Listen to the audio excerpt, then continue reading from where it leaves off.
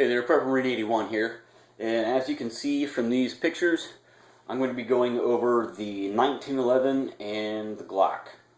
Now, what this is basically going to get into is these two weapon systems. The people that follow these and that are fans of them are fanatical about it. Glock fans they worship the thing, and the same thing with 1911s. People are super passionate about both of these weapon systems, and rightly so. I have fired multiple versions of the Glock and the 1911, and they're both excellent weapon systems. I don't really have a whole lot of criticism about either one.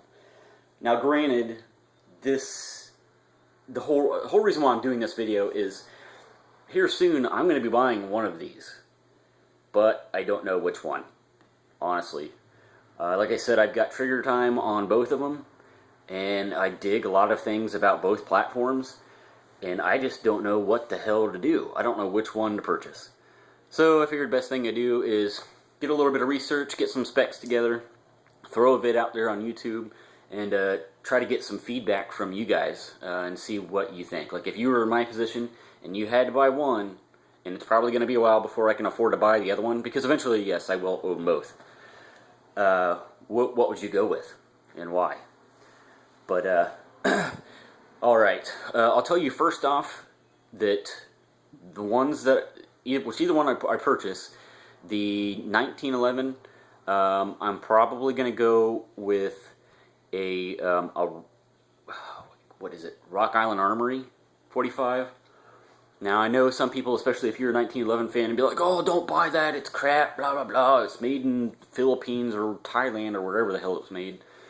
Don't do that, buy a Colt, or buy, some other super high-end one, like, well, I guess Springfield Army isn't, like, super high-end, but it's a very high-quality 1911, or buy a Kimber or something, but I'm just not going to do that because of the damn price. There's no way. It's not feasible for me right now to do that. If I were to buy a 1911 and was getting into, like, the Kimbers or something, it would be quite a bit longer before I had the money to purchase that. And I'm just, quite frankly, not willing to wait that long. I want a different open carry gun, which that's another thing I'm going to tell you guys is I'm going to buy a 45. So the Glock model that I'm going to get would be the 21, the full size. And the reason why that's not going to be an issue, or even the 1911, I'm not getting compact or subcompact, is that I don't typically conceal carry.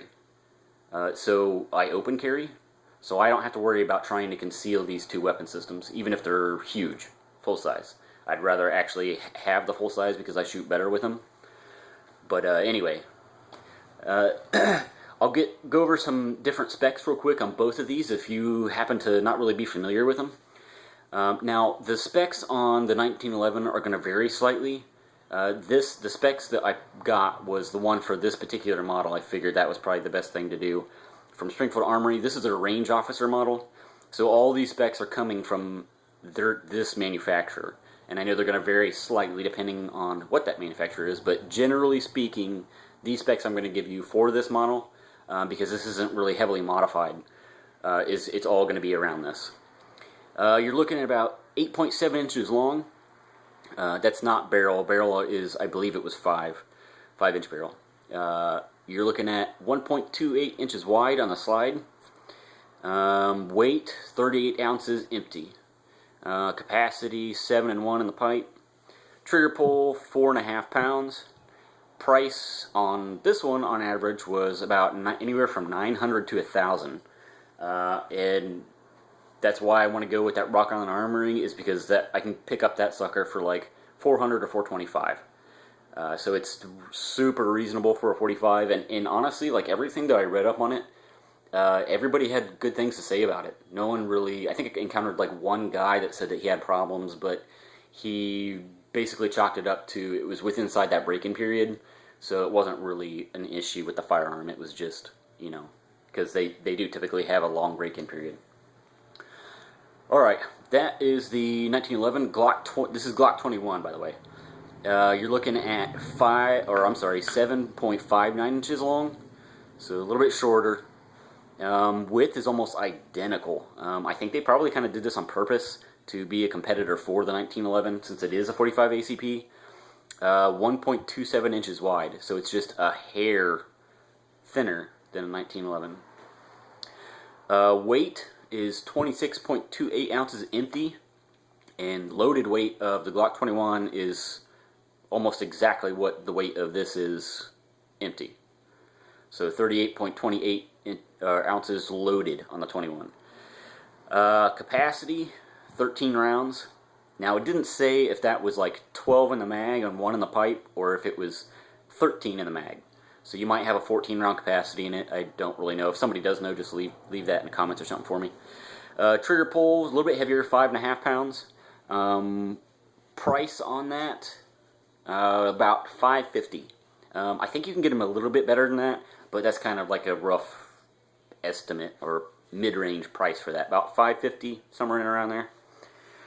So, it's a little more expensive than the Rock Island that I want to get, but in the world of 1911s, your average high-quality one, that 1911 is going to be almost twice the price of the Glock, which is a very big problem for a lot of people. They don't normally have $1,000, to go dump on a handgun. That's a hell of a lot of money for a pistol. A lot of money. That's one issue that I have about it. It's not going to be quite as much of an issue, like I said, for me, because I'm going to be buying the Rock Island Armory. So price between these two is going to be pretty much the same. And especially if I end up going with a used 21. That's going to make them almost dead even, or the Glock even cheaper. Probably cheaper. Let me see length on that. Honestly, I mean, the 21 is basically like 7.5 inches. Colt's got an inch longer on it. Now, the reason why I said that I like at least I think I told you guys, another benefit for me personally to the full-size weapons is that you've got this better sight radius, and I always do a lot better with that. That, and it seems when you start to get into the longer framed, managing recoil is better, and then any kind of follow-up shots, it's a lot easier for me to get back on target because that muzzle flip isn't quite as bad. And when you're talking about a 45, once you start shrinking these down like this, that causes quite a bit of problem if you don't have a good grip and everything. But anyway, let's see weight. That's an issue for the 1911. I mean, I'm not gonna lie, that's a heavy sucker. I mean, 38 ounces empty, and that's not even with a magazine with 8 rounds in the weapon. Excuse me. But like I said, it's not going to be too much of an issue. And, and I have carried a 1911 around before, and it's not that bad. I mean, I'm a little dude, and it doesn't bother me. So if you're a bigger guy, even though everybody complains about the weight, and it is a heavy firearm for a handgun, it's not that bad. I mean, you would get used to it. I mean, I still think that there's nothing wrong with open carrying or concealed carrying. Concealed carrying would probably be hard for that size, but with this thing. Capacity is an issue too. I know you can get double stack. That's going to help you out and probably bring you up to like where you're at for the 21. I wish I had a picture of the 21. I don't like showing the 17 on there. So capacity is, if you go with something that's double stacked, it's not going to be quite as a problem. But if you're talking about 45, odds are you're probably not going to have to hit somebody more than once to put them down. Trigger pull, that's going to vary all over the place too. It's probably going to be on average about the same thing. You're going to be somewhere in and around 5 pounds, which is okay. I probably would like it maybe a little bit lighter, but it's also going to change differently. It's going to go from, obviously because of this being double action on that first trigger pull, it's probably going to be a little bit higher. I don't remember seeing what it was, but it's probably going to be like 5 pounds, or maybe a little more than 5. And then after that first round, to single action, it's going to be less than that probably. That's about it, really, that I can think of here. Yeah, I just don't know what to do. I mean, One of the things that really draws me to this is it's just sexy as hell. I mean, just look at that. That's a sexy fucking gun. Sorry for cursing. I mean, I love the way it looks. It just feels like a beast in your hand. You know, and that's where the Glock kind of lacks in that department. It's not very pleasing to look at. It's just a little brick, you know. And I'm not super crazy about the grip angle.